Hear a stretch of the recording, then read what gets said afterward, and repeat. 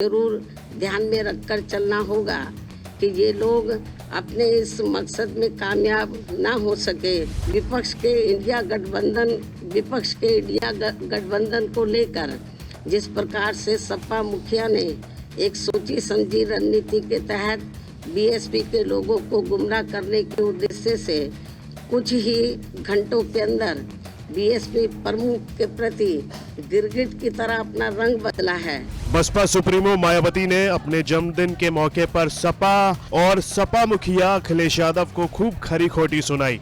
सीधे सीधे शब्दों में बसपा सुप्रीमो मायावती ने सपा प्रमुख अखिलेश यादव को गिरगिट की तरह रंग बदलने वाला तक बोल डाला। समाज के सभी वर्गों के लोगों को बीएसपी से जुड़ना तथा इन्हें फिर सत्ता तक पहुंचना बहुत जरूरी है, किंतु इन्हें यहाँ ये बात भी जरूर ध्यान में रखकर चलना होगा कि ये लोग अपने इस मकसद में कामयाब ना हो सके तो उसके लिए यहाँ सभी विरोधी पार्टियां अंदर अंदर एक होकर व किस्म किस्म के साम दाम दंड भेद आदि अनेकों हथकंडे इस्तेमाल करके इन्हें हमेशा सत्ता से दूर बनाए रखना चाहती हैं।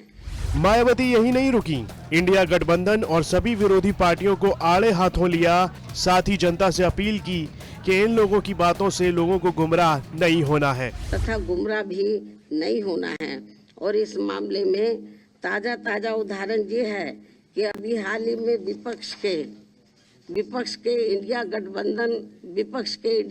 गठबंधन को लेकर जिस प्रकार से सपा मुखिया ने एक सोची समझी रणनीति के तहत बीएसपी के लोगों को गुमराह करने के उद्देश्य से कुछ ही घंटों के अंदर बीएसपी प्रमुख के प्रति गिरगिट की तरह अपना रंग बदला है, तो उससे भी पार्टी के लोगों को जरूर सावधान रहना है। इस दौरान मायावती ने यह भी कहा कि जब मैंने आकाश आनंद को उत्तराधिकारी घोषित किया तो लोगों के द्वारा अफवाह फैलाई जाने लगी।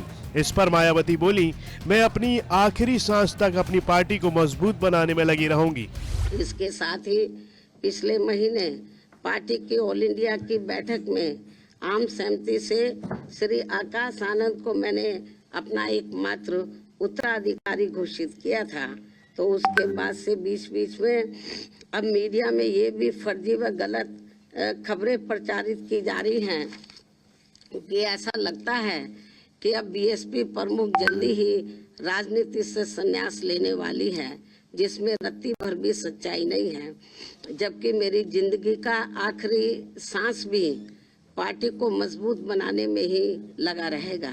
इस किस्म की फर्जी व गलत खबरों से भी पार्टी के लोगों को गुमराह नहीं होना है। इसी दौरान मायावती ने एक बार फिर से ईवीएम पर सवाल उठाते हुए कहा कि इस व्यवस्था को बाहरी देशों की तरह कभी भी खत्म किया जा सकता है। और अब तो चुनावों में ईवीएम में अधिकांश धांधली व गड़बड़ी किए जाने की मिल रही खबरों से भी बीएसपी के लोग भी काफी ज्यादा दुखी व चिंतित भी हैं।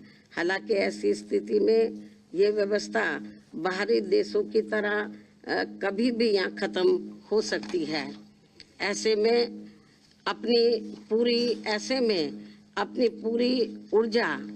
ऊर्जा से पार्टी को मजबूत बनाने में लगे रहना है। अपनी पार्टी के लोगों को ऐसे में अपनी पूरी ऊर्जा से पार्टी को मजबूत बनाने में लगे रहना है। ब्यूरो रिपोर्ट यूपी तक।